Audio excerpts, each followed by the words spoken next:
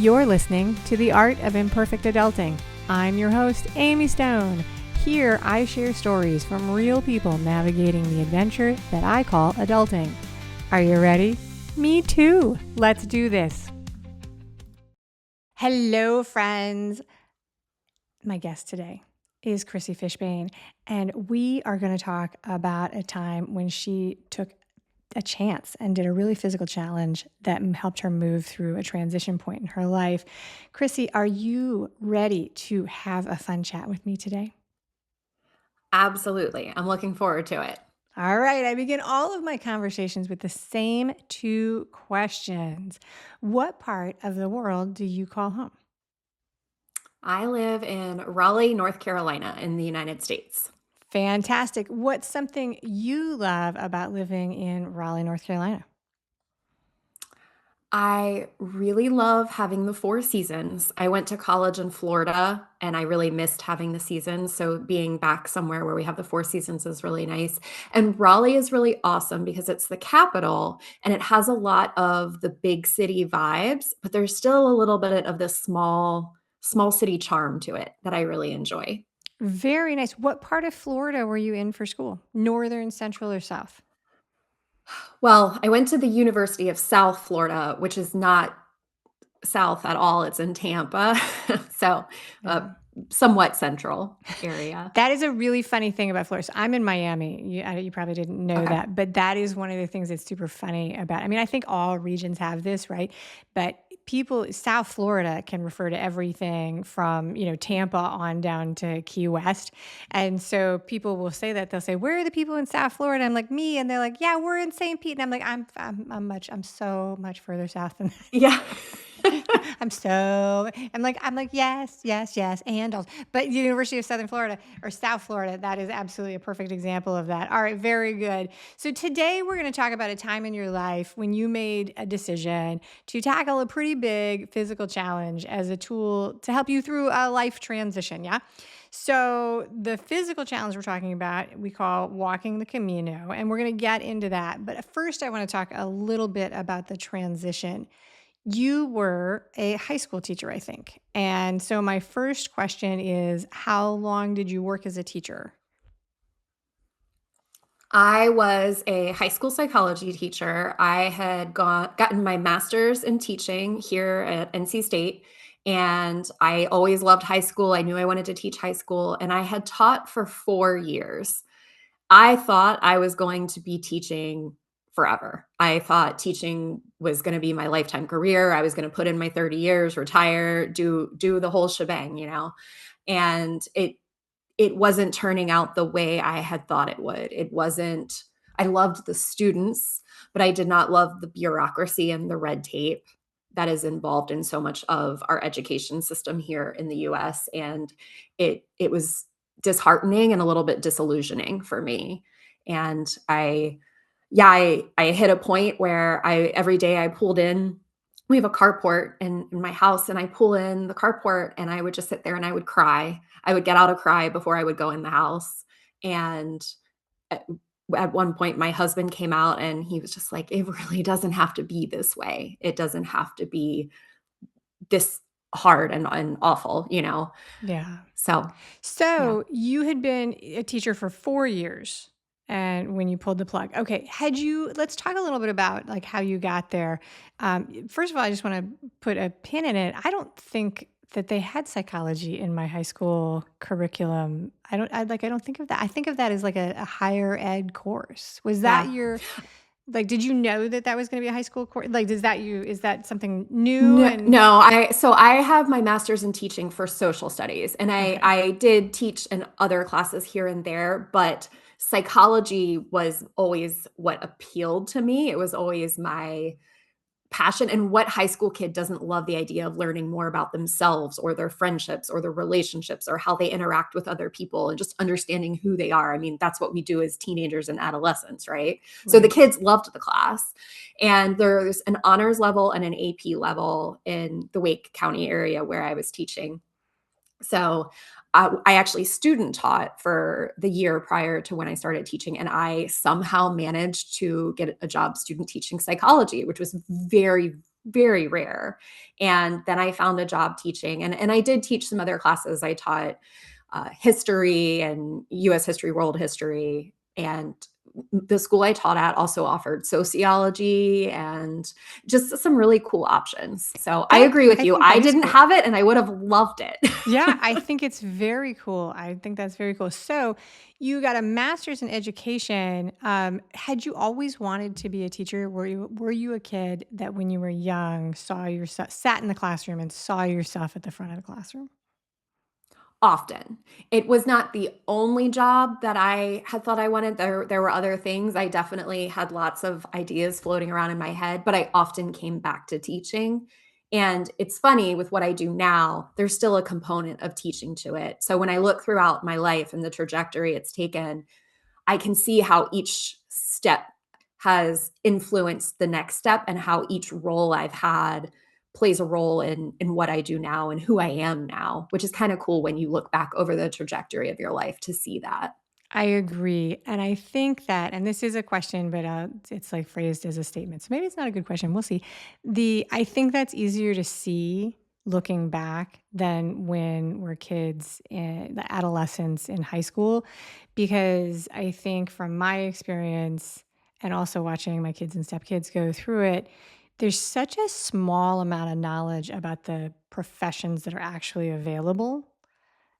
So do you agree with that? Like, it's, like, easier to Abs- see in the rear view kind of analysis? well, absolutely. And especially if you look at the education system today, it's still really geared around how things used to be. And there's like what I do now, I run my own business. It's a mom community.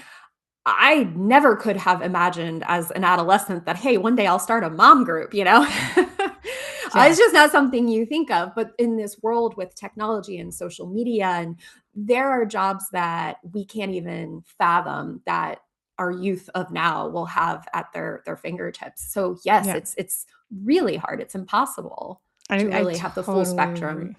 It's like if you had told me that some people, like, the idea of being a YouTuber or a content creator would I mean, it didn't even Yeah. exist, right? It didn't Yeah. exist. There's no way to even and I think one of the mind-bending things about the human experiences is that maybe there are some people, but for most of us, we never know what's coming.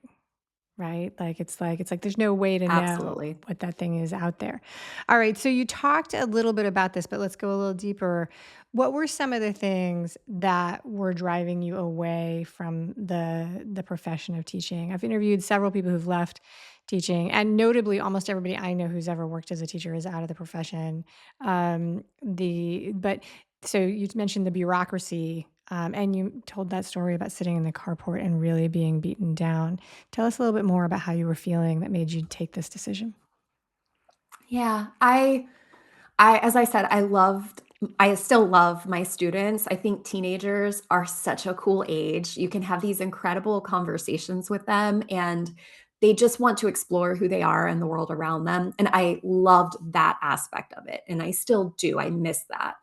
But there was so much to what was asked of me that I didn't ever really see a way to blossom and grow beyond where I was currently at. And I mentioned the red tape and the bureaucracy. So I was a fourth year teacher, and the caseload. I remember an IEP is an individual education plan, which is where, if there's testing help that a student needs or special accommodations that are needed in the classroom. And I remember you get the stack of all these IEPs on the first day, and I walked in and I had a stack of 13 or 14 IEPs. One of the IEPs was 34 pages. 34 pages of accommodations for this one child. And obviously, I want to help and accommodate every child in any way that I can. But at the same time, how does one person do that? How Yeah. how can I make all of these accommodations for this one child and keep all of that in my head and still make all my lesson plans and then keep and monitor the 31 other students in my classroom for that one period because I have 90 students at any given time because it's Yeah. high school and that's how, you have the so it was very overwhelming in the amount that was asked of teachers that I felt was asked of me. And, I had this one year where I was told there was this child and the parents were kind of not happy with certain things within the school system and that I, needed to keep track of everything for legal purposes.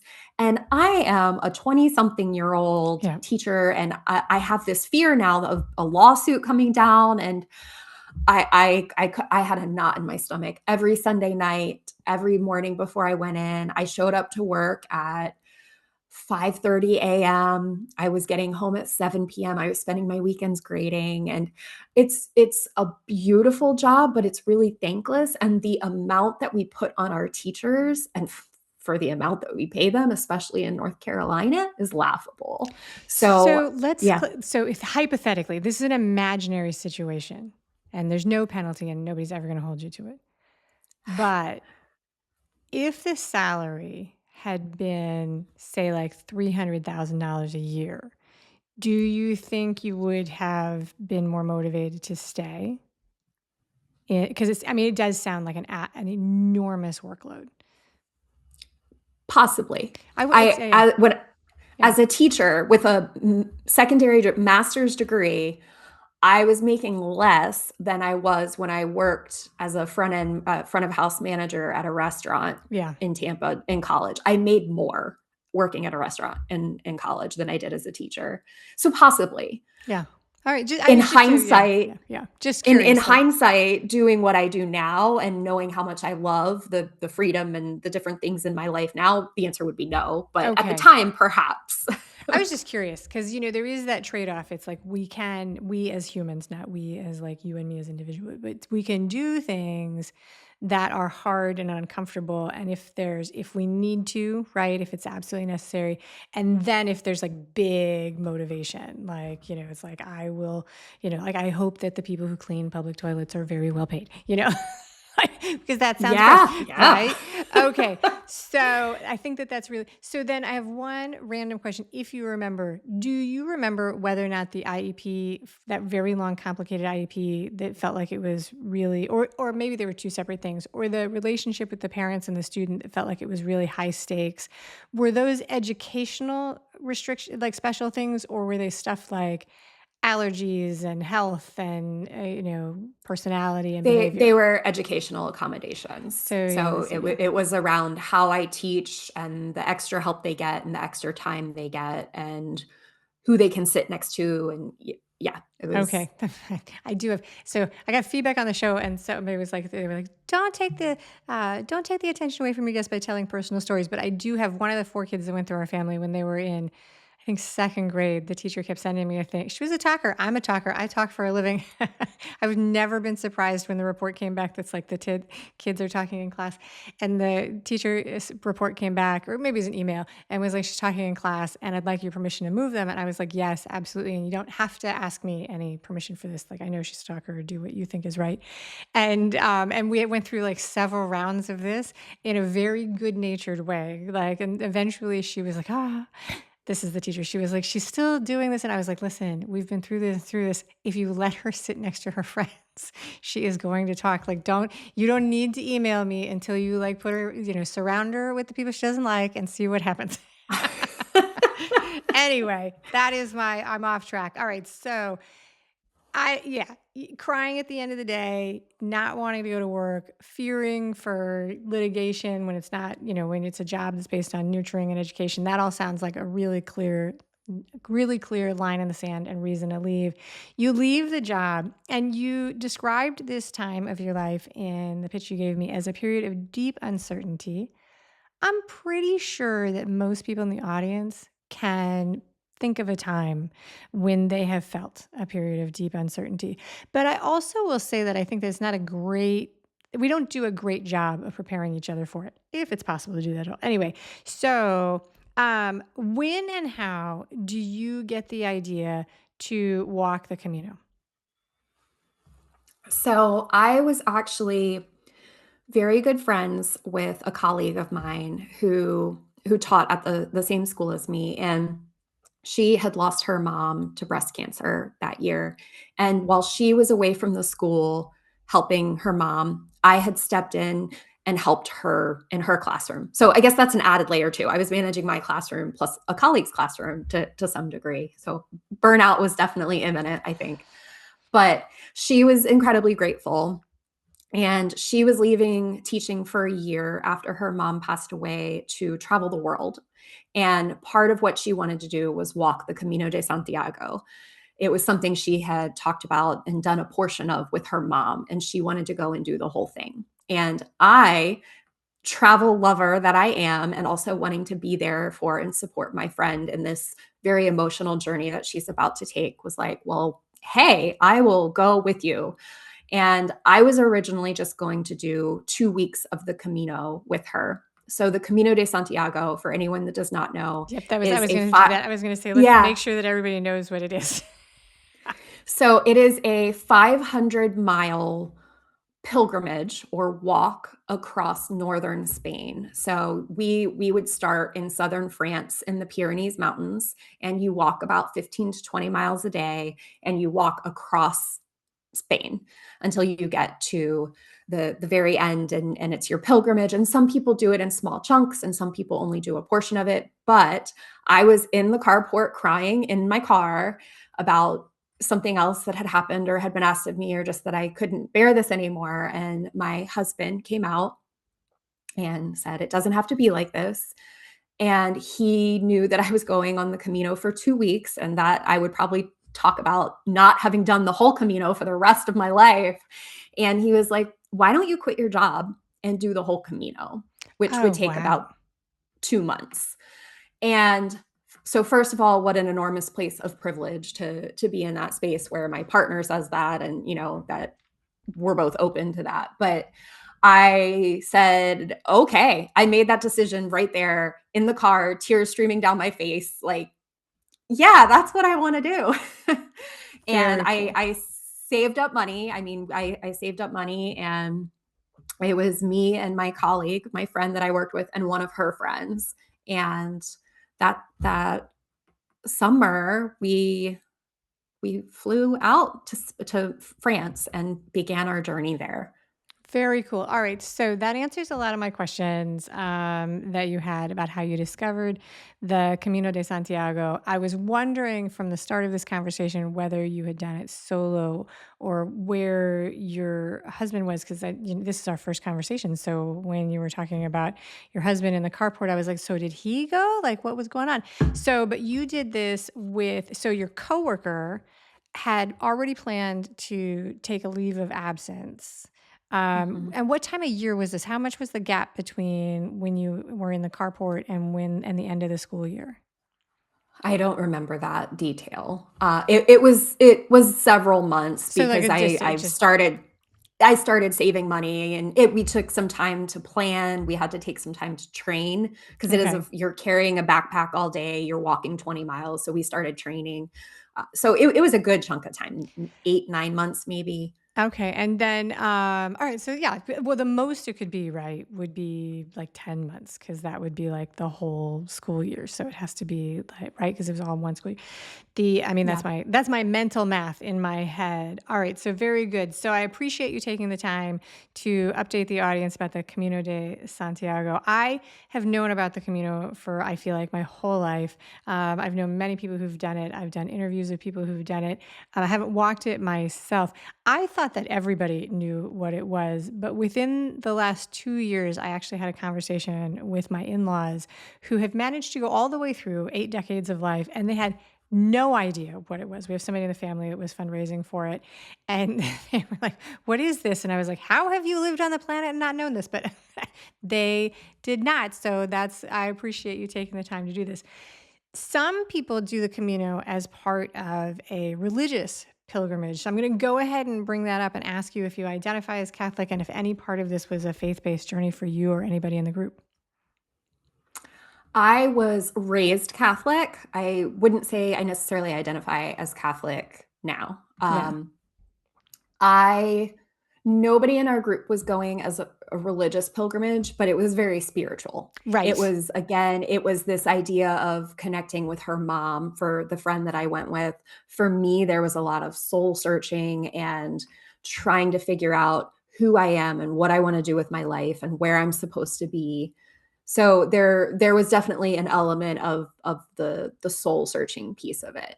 Yeah, going in the name of somebody who is recently deceased is one of the more common ways that I've heard of people doing that as solo pilgrimages. For people in the audience who are listening, people do tours that include like a small portion of the Camino. So if you're listening to this and thinking, I would love a 7-day version of it, there are versions that are not 500, all 500 miles. And if you're an endurance person, you want to do the whole thing. I know a couple people who did it on bike, and Mhm. then you can do the whole thing, and it doesn't take 3 to 4 months. Well, and they also have opportunities like, we carried everything that like, Yes, I yeah. had 2 shirts, 2 pairs of shorts, 2 pairs of underwear, my boots, my flip-flops, and everything was on my backpack, and that's all I had. Some people travel and, like, there will be a bus that will meet them, Hmm. and they'll take their backpack so you can j walk more free and you're not carrying all your stuff, and it'll be waiting for you at the next town, and, you kind of have everything planned in advance. We did not do it that way. We were all broke teachers, so But that were had you just left staying our in like jobs. hotels though? Were you staying or were you camping? We did not do camping, but we also did not do the fancy hotels. We would stay in the albergues, which would be like the one They're like time we slept hostels, on yeah. yeah, like the thinnest little cot. We slept on the floor of a cathedral on this tiny little, and there was just rows and rows of us. We slept in bunk beds in just a room with hundreds of beds. We've slept in monasteries. So it was very cool experience. We did get bed bugs, which was an Oh, awful that does experience. not sound like a cool experience. That part of it. Oh No, goodness. the blisters, I also one of the things that my friend really wanted was she did not want any technology. So, we left our phone behind. I was not in contact with Noah, my husband. I for 2 months, I would go to, like, a cafe, internet cafe. I couldn't find the name. An internet cafe, like, once a week, on log onto Facebook and just say, "Hey, I'm here. I'm alive. I'm doing okay." And I so no way to talk to him. There was no music, there were no podcasts. It like just walking with other people that we Wow. met on the way. It's called the way. There would be other people, or there were days where I would just walk by myself. We didn't walk together all the time. That's a lot of time to spend with the same people. So there was a lot of times where we would kind of split apart. We would always meet up at lunch or in the next town, and but there was a lot of time just by yourself, and it was very powerful. It was very powerful. All right. That's two enormous like goals. That's two. Did you, okay. So a detailed question. Where did you leave your phone? Did you leave it in the States? I did. I left it with Noah. Okay. Okay. All right. Like, as opposed to like, there was like some secret lockbox at like a locker at the airport or something. Okay. That very, very cool. All right. So, I've done several conversations with people about just personally and also on the show about the Camino. There's not actually enough time, and I mean, it could be hours. We could have like a series of hour-long interviews to talk about the entire thing because you did the whole thing. But have talked a teeny tiny bit about the fact that this was very a transformative experience. And part of that is that you were unable to plan for the things that were going to happen. So I'd love it if you could think of something like specific from this experience that represents that challenge of being unable to plan ahead and manage all the things. And we can talk about that. Hmm. This is good. This is might be the wrong answer, but what Can't be. immediately popped to mind is it's actually about a different trip that I went on to. Prior to the Camino, Noah and I went backpacking through Central America for 6 months, and in our 3rd month, we were in Costa Rica, and we were living in a little shack on the beach, and we had gone out for dinner one night. He had just asked me to marry him 5 days before this. So I had the engagement ring and I had said yes, so happy. And we come home from dinner one night to the house that we're staying in, and I put out my hand and the door is just gone. There's no door. Someone had broken into our house and they had taken everything. They had gotten my backpack with all my credit cards, my wallet, my passport, my laptop, my phone with 3 months of photos. And they had gotten my purse that had the engagement ring that he had just given me 5 days before because it was too big and I didn't want to wear it around town. So we're 3 months into this trip and we're literally standing in a foreign country with $40 to our name. I have no passport. So technically, I'm in this country illegally now and no idea what to do, no idea what the next step is. Do we go home? Nobody at that point would have judged us for going home, right? That would have been made an okay decision. But I realized in that moment, if I went home, I was letting somebody else decide my story. I was letting somebody else's actions decide what the ending of my story was going to look like. And I wasn't okay with that. I had dreamed of backpacking. It was what I wanted to do after college. Travel is just something I love and it was important to me. I wasn't going home after only 3 months. So I took our $40. We split one lunch. We got one lunch plate and split it between the two of us, and one dinner plate and split it between the two of us every day as we trekked across Costa Rica to get to San Jose because I needed to get to the embassy to get a new passport. We would sleep in, we would go to a hostel each night and he would book a bed. So it would be like a bottom bunk bed, a twin size bunk. And I would sneak in the hostel later that night and climb into the twin bed with him. Like I was sneaking because we didn't have enough money to buy two beds at the hostel. And we made our way across. And 2 weeks later, I had my passport and we were on our way to Nicaragua and we kept going. So it was just kind of this belief and this idea that, you know what, bad things are going to happen. I don't have control over them, but I do get to decide what action I take from here. I get to decide how my story is going to end and if I let my story get told by someone else's actions. Very cool. So I learned a lot about you in that story and also about Noah, who I've never met, because that is to decide to hold on to an engagement ring and a backpack for a couple months before you ask the question. That's a bold decision. That's a bold decision. It could have a little hole could have worn its way through the backpack. Yeah. I mean, that's a bold decision. I gotta say that. All right, so and the other thing that came out in that story is that this part of the adventure and being outside, so like walking the Camino and this type of adventure travel is part of your fabric of being. So the pull to do the Camino, but the Camino, it's you solo with your girlfriends. And so Yeah. it is a slightly different thing because navigating problems and unexpected circumstances and changes, like getting lost, Mhm. is different when you're with somebody else and when you're by yourself. So the reason I was thinking about that, so like this, is there a part of the Camino where you were transformed? Because you mentioned this, it was like, Mm. giving up and understanding that you can't control the circumstances. Was there a part of the Camino where you felt that Yeah. happening, where you were by Yeah, yourself? yeah. Yes. And this is Because I think a I think in your intake form, you mentioned that it was like there were because it's such a long trip. There were probably a lot of little things, so it can be a small thing. yeah, no, this was a transformative moment, and I remember I had been walking by myself for days, and or sorry, for hours, not days. I was walking by myself for hours, and For I was months and finally months. No, I'm kidding. months and months, yes. I was in a wheat field. I remember it very clearly, and I, again, didn't have music, didn't have a podcast, and the sun is beating down on me, the wheat's just gently blowing in the wind, it's blue skies, and I'm just walking by myself. For days, I have been grappling with what do I do when I get back home? I'm not going back to teaching. I am a person that very much identifies with my job and my career. That's a big part of who I am and how I present to the world. And who am I going to be if I'm not a teacher? What am I? And it was struggling. I couldn't sleep at night. I would wake up in a cold sweat because I'm not used to not knowing the next 10 steps. And I remember walking, the sun just beating down on me. And there was just this moment where these words came to me out of nowhere, but I felt it deep inside. I felt it deep in my bones. Accept what is.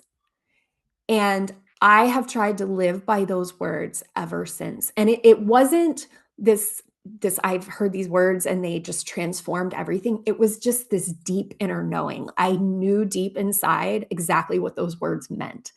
And it was simply this idea that there is so much outside of my control. And I'm trying to manipulate and figure it all out and have all the answers and make everything look just so because that's what society says it should be, or I have this vision in my head of what it should be. And it was this moment of realizing that is all this stuff that I have no right trying to manipulate or control because I can't. It's not about me. It's just what is. So I need to accept that. And I need to focus on what I can control, which is this moment right in front of me. That's it. One step in front of the other, walking along this wheat field, meeting cool people from Australia and learning about what they eat, Vegemite sandwiches, and just focusing on what is in front of me and on what I can do in this moment. And recognizing the important things in my life, like the relationships that I have with people. That was another thing that accept what is, focus on the people in your life and just be in the moment.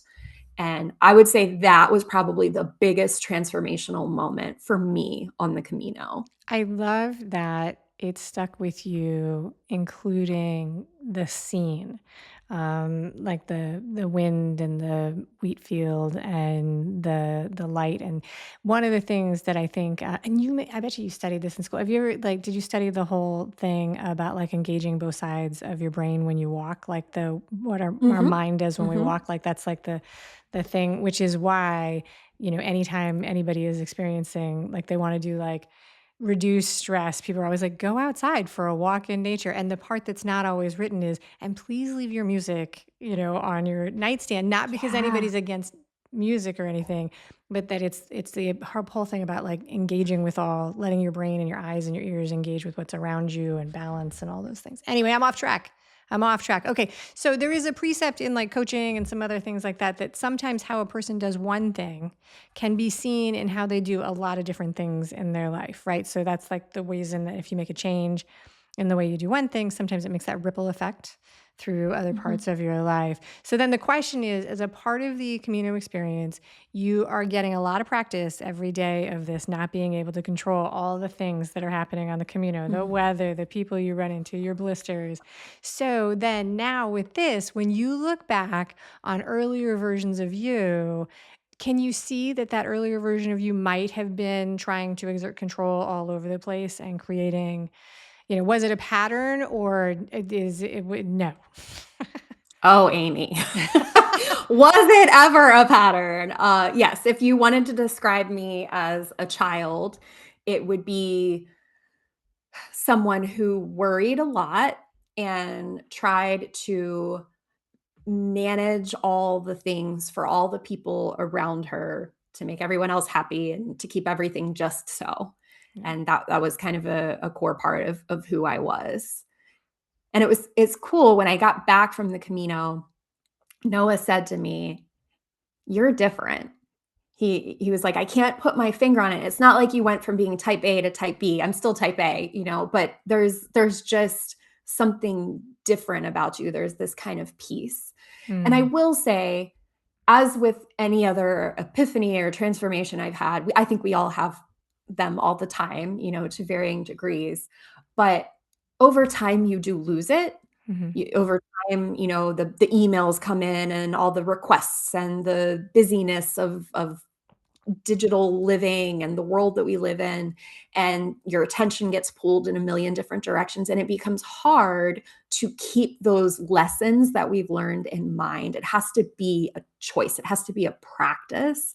And I have definitely found over the years since doing the Camino that I fall out of practice, but it's always there. It's always in the back of my mind, and I try to pull it back up and put it back into practice again in some way. How many years has it been since you did the Camino walk? As I was talking, I was like, she's going to ask me that, and I need to. I need to do the math in um, my head. yeah, I know, right? You can do a range, like 5 years. Oh, it's been actually, it was on the Camino. I decided to try to have a child. Said my Okay. daughter is 8.5. It was about So 10 years ago. Thank 10 you years for ago. saying that. I was like, There I you know there's go. something in there that will. There's a marker. It's so hard to do that in an interview setting when we're recording. It's the craziest thing, like things that you know and you really, really know. Sometimes during an interview, it's like, God, what is the number? And so I have a lot But of, also, time is just like yeah. warp speed for me now. I don't even know. I don't even know what decade we're in. It's like, what? I don't know. Hopefully that's a blessing. All right. So give us an example of how this has changed your lived experience day to day now. Like what is an example? Because I can see, like, so people, you can be type A and also be very aware of the what's in my zone of control and what's not, and you can be very goal oriented. Sometimes these things get mixed up, right? Yeah. Because like, so give us though an example of how some of the ways or a way that your life has changed from this transformational experience. I would say that I still experience moments of extreme stress or emotional pain or frustration. We're human. That's the human condition. We all have that experience. I would say that I am now quicker to go to that place of acceptance and finding gratitude for the present moment. And I know it can be a little social psychology, leaning into gratitude, but it also works. When we Right. feel that feeling of gratitude, it can lift you out of some really dark places. And it's not that I don't feel those dark places. Of course I do. I've just gotten much better and practiced at, okay, you know what? This is not something I can control. This is not something that's in my window here that I should be trying to manipulate or own in some way. I'm going to take it out and I'm going to put it out there because it's not mine. And I'm going to focus on what is mine. And in that moment, I feel that gratitude. I feel gratitude for the light flickering through the tree leaves. I feel gratitude for my family. I feel gratitude for the roof over my head and that hot cup of coffee in the morning and those little things that I do have control over in that moment. I love that. I'm so thankful for you sharing that. Okay, so then what would you say is your motivation for why you want to share this personal story of transformation with others? Because there's always a choice. The reason behind this question is there's always a choice to have the experience and then just be like, yay me, and never share it with anybody. Yeah. Yeah. No, thank you for asking that. Actually, you ask very cool questions, Amy. I did Thank you. just want to say that too. I would say that what I do now, I have a community of moms, and over the past 7 years, I have talked to hundreds of moms, hundreds of women, and without fail, I understand that we are all suffering through the same things. We are all struggling with these feelings of overwhelm, this feeling of loneliness, this feeling of not enoughness, and what am I doing with my life? These aren't problems that are confined to me or to you or to one person. It's the human condition. We are all experiencing that.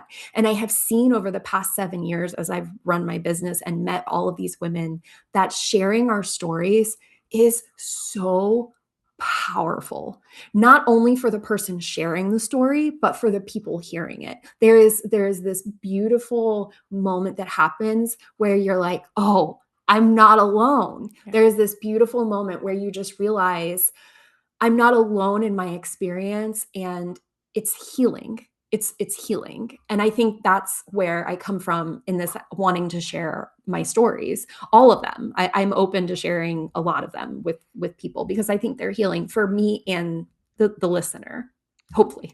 No, I love that. It's part of the mission of the show, because I think that where we are in the human timeline, it's a crazy place to be because you can sort of speak a question into existence for information, like Mhm. how do I XYZ? And, there's no lack of information, but it's almost harder than ever before to find lessons of lived experience because we are working from home. There are not as many community experiences. There's not as many communities that are intergenerational, and so I think that it's as important as it ever has been. So I appreciate you answering it that way. All right, so we are going to wrap this up in a second. First, I'm going to give you a chance to talk directly about what you do. You've mentioned it a couple times, but I'm going to give you a chance to speak it directly. You are no longer a high school teacher. You have founded something that you call, and hopefully I get this right. Is it Her Plus Health Collective? Can you tell us what it Yeah. is and who you Yeah. serve? Yeah, so Her Plus Health Collective is a supportive community and resource hub for moms. Basically, when I had my child, I had severe postpartum anxiety, and I realized I don't know how to make friends. I don't know how to build the village that we say all moms need. And I Right. met my business partner who had children who were a few years older, but she was still experiencing the same thing. And we communicated with all these moms and we realized, you know what? We are all feeling very lonely and very overwhelmed. And so much of what you just said actually correlates to what we do and what we believe. We believe that how we approach mothering and the family is very broken in our society today. And it's because we don't have villages like we did in generations past, where there was an intergenerational connection, where there was moms from all different age brackets helping and supporting one another. And we have this strong nuclear family now, but because our society is so transient and we move everywhere, it's really hard to build that network that supports not just the child and the family, but the mother. The mother needs it too. So we have a support. There's that saying, which is the book, which is it takes a village to raise a child. And there's another version of it that's a little longer that says something like, and it takes a world to raise a mom or a community to raise a mom, like, or to Yes. support a mom. There's a Yes. longer, I'm mangling it. Somebody can let us know about it, but it's like it is so interesting because the emphasis is always on supporting the child and not just for moms, but for any caregivers everywhere, anywhere. There's a very modern problem that there's not a lot of support for caregivers of children, of specialty needs with children, of any caregiver anywhere. It's like a very isolating, lonely experience. Absolutely. I agree wholeheartedly, and that's a core part of why we wanted to create the mom community. So we have 10 social events a month for the moms in our community, and then we also have an expert directory because part of the overwhelm was going to Dr. Google, not knowing who to trust. This expert says this, but this expert says that, and who do I trust? Who do I believe? So we have a directory of vetted experts and a library of expert content. We publish free new content every week to our website that comes from pelvic floor PTs, nutritionists, therapists, counselors, coaches, anyone that has been vetted and is a part of our directory and our network, our village. And it's just an amazing community that we've developed over the years. And it's been really, really awesome to see. And there's a lot of resources available for anyone. They can check it out on our website. Very cool. So you're based in Raleigh, but is the community all online? So our in-person community is only in the Triangle, although Okay. we are moving into the idea of having chapters across the US. That being said, we do have resources available for anybody Okay. anywhere on the website. Very cool. So I would call that a hybrid community. You've got online and then in person Yeah, for the yeah. people. I think that's what we're all interested in now. Like, so it's very, very cool. All right. So that is wonderful. Sorry, I interrupted you with my little thing about the village, but I sometimes things leap out of my I mouth. loved it. Oh, very good. All right. So you have two things that we're sharing with the audience today. You are the host of a podcast called Mama Needs a Moment. And I'll put the link to the show in the show notes and description. It's in Spotify and in all the places. And you have an email newsletter that people can opt into, and I'll put the link to that in the show notes and the description as well. I always do like to shout out to the people who are listening and watching this. The easiest way to get the links to anything that comes up in the show is to subscribe to the Imperfect Adulting email community, which I actually call the Village. Not that there's any like through lines here, but then it just shows up in your email box and you can click on it and take advantage of it. It's a great newsletter. People will love it. All right. Thank you very much, Crissy, for sharing all that stuff with us. Are you ready for the final 3 questions? All right. Bring it on. Very good. This is the first time I'm doing this, but I have little slides that I made to like spice up the visual part of this. Here we go. What generational description matches you? Silent generation, baby boomer, Gen X, millennial, Gen Z? So I consider myself an elder millennial. I believe they actually came out with a The specific Zennial? name. Yeah, I identify as that. So when you take the online quizzes, which, you don't have to admit that you take them. When you take the online quizzes for like, all the millennials do this, do they feel like they don't fit? Some of them do not fit. Some Yeah. of them do not fit. Yeah, Yeah. for sure. Fair enough. All right, very good. Share something entertaining with us. A good movie, a fun book that you read or listened to a TV show, something entertaining that you think people in the audience will enjoy. Okay, so I have recently fallen in love with the genre of books romantasy. I'm there with you. Love it. Okay. I avoided it for a long time. I always felt guilty if I was reading books for fun, and I've recently just fallen in love with reading for fun again, and romantasy is what kind of pulled me in. I loved the Fourth Wing series, and I'm currently reading the Sarah J. Maas books. Oh, the ACOTAR. A Court of Thorns and Roses. Thorns and Roses. So they're good. They're good. That is so much fun. All right. Yes, enjoy them. Are you reading them or are you doing the audiobooks? I like having a book in my, especially for fiction. I just Okay. like the book and read it. Yeah. Very good. Paper book or Kindle? Paper. Yeah. Paper. I gotta feel it. Very, very cool. Okay, third and final. Here we go. When you travel by airplane, I didn't know that you were an avid traveler when I wrote this. Are you a person who plans ahead and brings your snacks from home? Or are you a person who shows up to the airport empty-handed and pays the premium to stock up for snacks at the world's most expensive store in the airport? Well, my answer has changed since becoming a mother. I used to be the person who, I'm not a big snacker. I just want a real meal. So I showed up empty-handed and I would go find the restaurant. Now that I have a child, I do pack all the snacks. We eat the snacks, but I still stop by the restaurant for a hot meal. There you go. That's a plan. All right. That's it, Crissy Fishbane. Thank you so much for being a wonderful guest today on the show. Thank you, Amy. Thank you for joining me today. I hope you enjoyed the show. Before I go, I want to encourage you to become a bigger part of the conversation. Please subscribe wherever you're listening or watching the show. That helps my stats. A request from the bottom of my indie creator heart is to please tell your friends about the show. That is the real way new people discover it. If you feel motivated, I would love it if you rated the show or wrote a review on whatever platform you are using. Please be sure to head over to imperfectadulting.com and sign up for the email community. I call this the Village. You'll get some free stuff right away, and you'll begin to get the weekly emails that I send. This includes the links for special offers from any guests on the show and cool stuff I put together for the community.